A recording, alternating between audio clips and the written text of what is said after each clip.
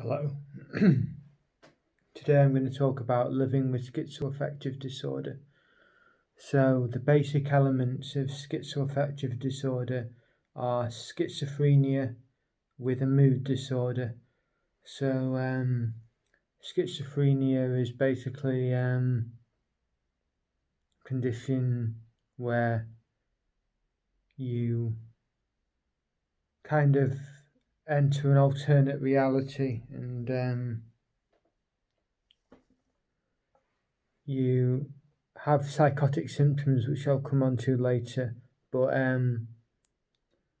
basically it's a mind-altering condition and it puts you into a world of delusion and paranoia and as I say, alternate reality. So completely losing track of ordinary reality and going into sort of a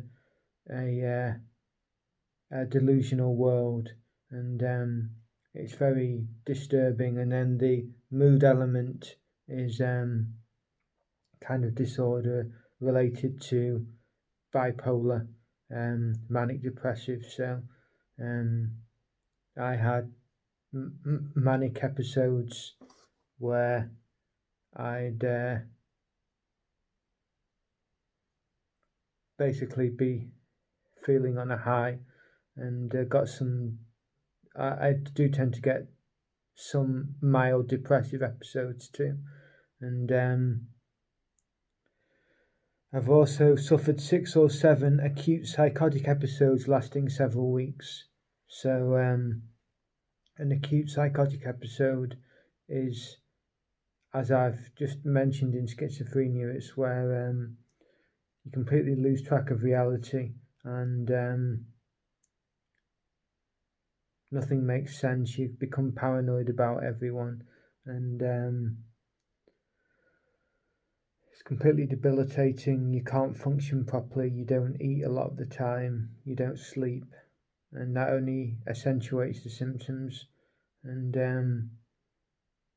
on one of these episodes, I was close to death from lack of eating and drinking, and very low blood sugar. But that was a few years ago now.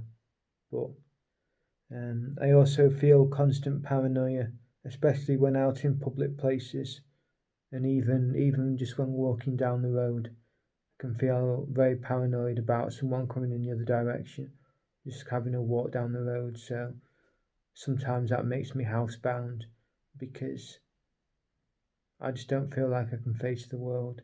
And in public places, it's even worse. Like on the bus, it's very bad, and in a crowded restaurant or a crowded public square, I find that very difficult as well. I can something that I didn't mention about the schizophrenia is the auditory hallucinations. I don't tend to get visual hallucinations, but I get auditory hallucinations, and that feeds into the paranoia because even when on my medication, it just removes the worst of the symptoms. It doesn't cure everything, of course. So I still get constant paranoia even when on the meds, when out, and that feeds into the auditory hallucination. I think people are talking about me all the time when I'm out and about, so that's difficult to deal with. And even in my own home, I can feel paranoia, and I'm having to move out of the semi-detached that I've lived in for the last 7 or 8 years because it's just too difficult to deal with the extraneous noise. I can't deal with it as someone who suffers from paranoia, so I'm going to have to move somewhere quieter. But I also get severe social anxiety, and I've had severe social anxiety all my life. I've had like a chronic shyness, and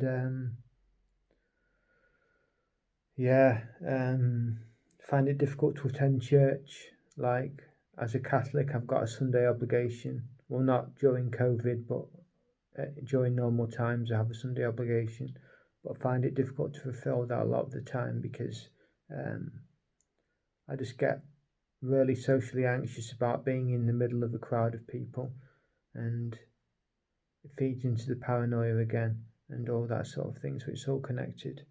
And also mental confusion and difficulty concentrating, so I can just feel overwhelmed or confused by things a lot of the time, and find it difficult to concentrate on a single task. I often procrastinate, and often I aim to be productive, but that productivity often gets thwarted by the difficulty concentrating. So the main symptom of the psychotic episodes and the schizophrenia, I would say, are the hallucinations, and it's like auditory hallucinations. Like I thought I was communicating with heaven and speaking to the saints in heaven and speaking to God, and I thought I had a link in my right temporal lobe that allowed me to communicate with heaven and with various world leaders. Thought that I was communicating with Barack Obama and David Cameron, and all the time I was in my flat. This is during a particularly bad illness, and which went on for several months, in fact. And yeah, it was a very, very bad time. I lost contact with everyone because I was feeling so paranoid. And in the end, there was an intervention by the NHS, and I was put in a secure mental health unit. I've been sectioned twice, both for the duration of a month. So,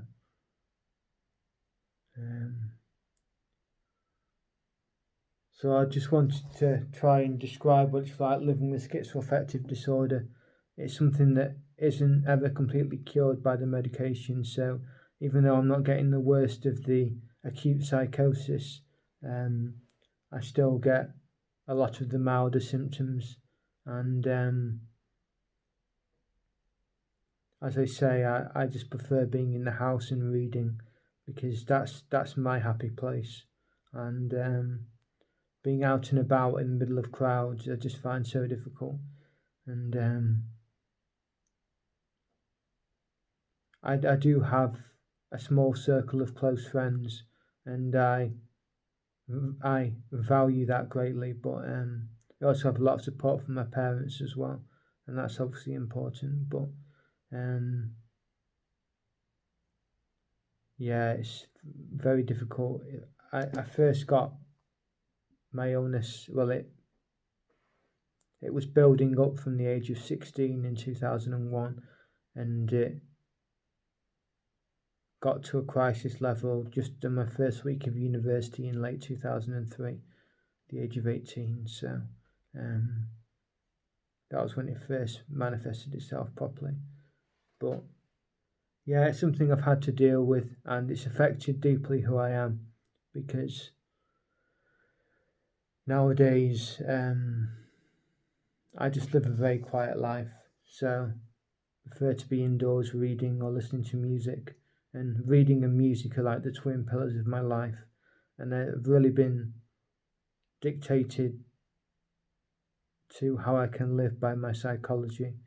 There's not much you can do about that, but